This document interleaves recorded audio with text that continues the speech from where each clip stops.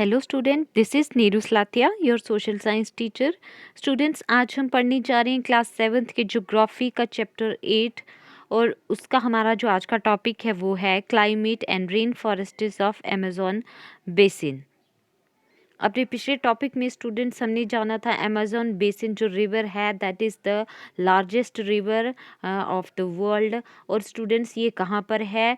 ये है इक्वेटर के पास में, और साथ में ये कौन से रीजन में आता है? ये आता है ट्रॉपिकल रीजन में आता है। यहाँ तक हमने जाना था। आज हम जानेंगे कि जो अमेज़न बेसिन है उसका जो क्लाइमेट है वो किस तरीके का है, वहाँ पर कौन कौन से टाइप के फॉरेस्ट्स हैं। तो ये सब हम आज के टॉपिक में डिस्कस करेंगे। तो चलिए शुरू करते हैं आज का topic, climate of Amazon basin. The Amazon basin is characterised by hot and wet climate throughout the year as it is present on the equator। तो स्टूडेंट्स, जो अमेज़न बेसिन है वो कहाँ पर है?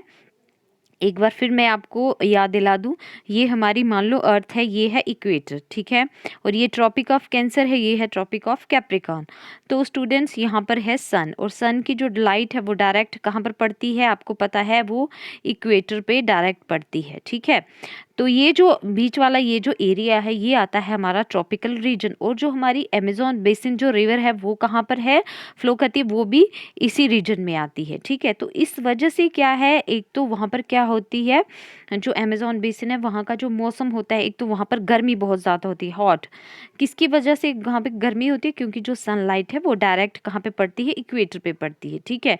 वेट क्लाइमेट इसलिए होता है क्योंकि जब वहाँ पर बहुत ज़्यादा बारिश होती है तो बारिश की वजह से वहाँ पर ह्यूमिडिटी भी बहुत ज़्यादा हो जाती है। तो उसकी वजह से क्या होता है, उसकी वजह से बारिश होती है तो बारिश की वजह से वहाँ पर ह्यूमिडिटी भी ज़्यादा हो जाती है। तो उसकी वजह से जो क्लाइमेट है वो वेट क्लाइमेट हो जाता है। एक तो हॉट और दूसरा वेट, ये क्लाइमेट रहता है और ये पूरा साल रहता है।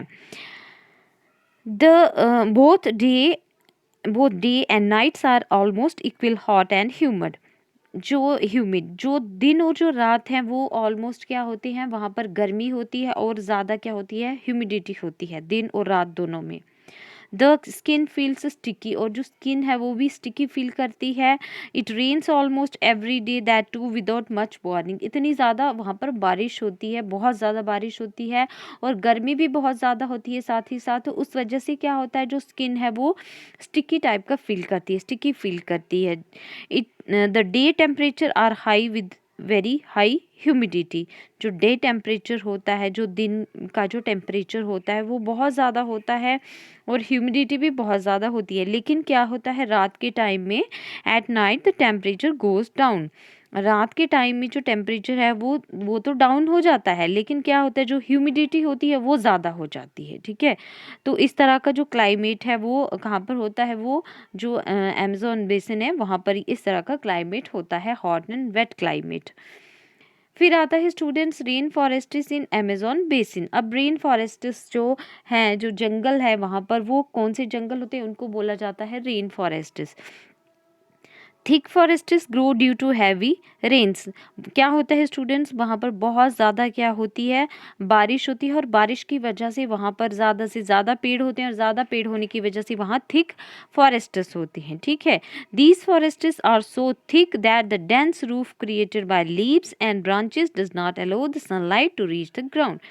ये इतने ज़्यादा घने जो जंगल होते हैं, इतनी ज़्यादा डेंस्ड होती हैं कि जो इनकी जो लीव्स होती हैं उन्होंने एक किस्म से छत बना के, जैसे ग्राउंड है तो ग्राउंड के ऊपर जैसे छत बनी हुई है, तो जो सनलाइट है वो कहाँ तक, जो ग्राउंड है वहाँ तक पहुँच नहीं पाती है, ठीक है। और इस वजह से क्या होता है, वहाँ पर अंधेरा ज़्यादा रहता है। The ground remains dark and damp which and only shade tolerant trees may grow here. तो वहाँ पर क्या होता है, उसके वजह से वहाँ पर क्या होता है, ज़्यादा से ज़्यादा वहाँ पे पेड़ होते हैं, और उस वजह से क्या होता है, ज़्यादा से ज़्यादा पेड़ होते हैं, अंधेरा होता है, क्योंकि जो सनलाइट है वो ग्राउंड तक सही तरीके से पहुँच नहीं पाती है। तो वो इस वजह से वो थिक फॉरेस्ट्स होते हैं, घने जंगल होते हैं, और इनकी वजह से क्या होता है, वहाँ पर बहुत सारी जो एनिमल स्पीशीज़ होती है और जो प्लांट स्पीशीज़ है वो बहुत ज़्यादा होती है, ठीक है। फॉर एग्जांपल यहाँ पे दिया है इन्होंने students, orchids bromeliads grow as plant parasites, ठीक है।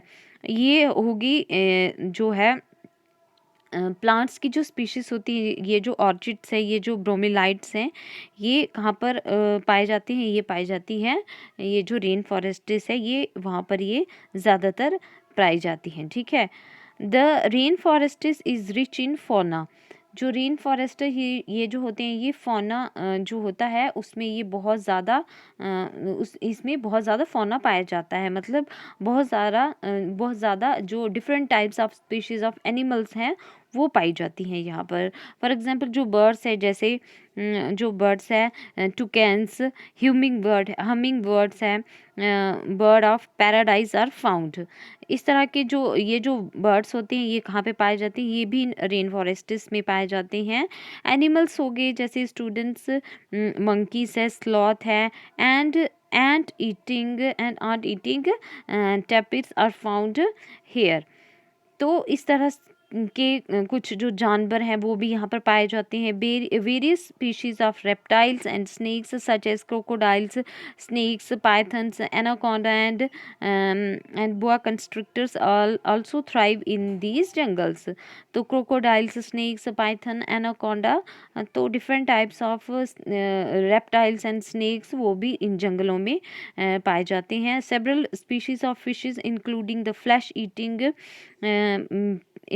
The flesh eating piranha fish is also found in the river.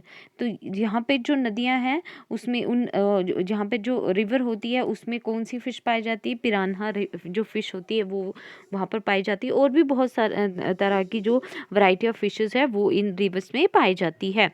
तो ये था हमारा आज का टॉपिक, जिसमें हमने जाना कि जो क्लाइमेट है अमेज़न बेसिन का वो किस तरीके का है, और साथ ही साथ जो वहाँ के जो रेन फॉरेस्ट्स है वो किस तरह के हैं, और वहाँ पर किस टाइप की फ्लोरा और फौना जो है वो वहाँ पर है।